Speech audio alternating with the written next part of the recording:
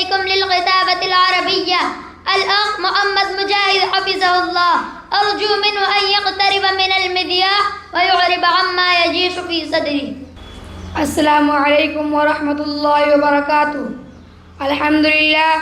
الحمد لله رب العالمين، والصلاة والسلام على رسوله محمد وعلى آله وأصحابه أجمعين، وبعد. أيها الإخوة في الله، أود أن نتحدث إليكم حول موضوع الهجرة.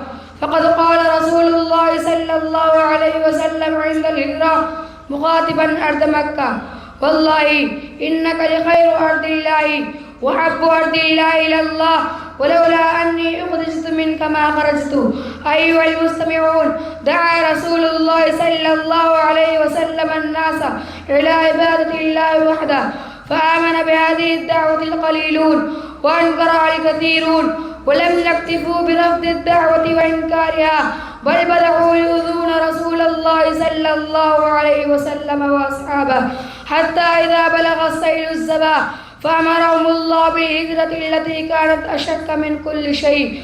ولكن انظروا إلى فدائية الصحابة رضي الله عنهم، أنهم لم يترددوا في الامتثال لهذا الأمر أدنى ترددا، بل استعدوا على الفور للتزكية في سبيل الله عز وجل، فتركوا أفراد أكبادهم وقرينات حياتهم، وتركوا عبيدهم وعشائرهم وأسرهم، وتركوا دورهم، وغادروا جميع ملذات حياتهم، وأعرضوا عن كل آوائهم وأشواقهم، واحتملوا في سبيل الله ما لا تحتمله الجبال، ولبوا على دعوة النبي صلى الله عليه وسلم راضين وراغبين وطاعين وناشطين، فارقوا الوطن الذي نشأوا في أرضه وسمائه، وترعرعوا في جوه وفدائه، ونموا في ترابه وغباره.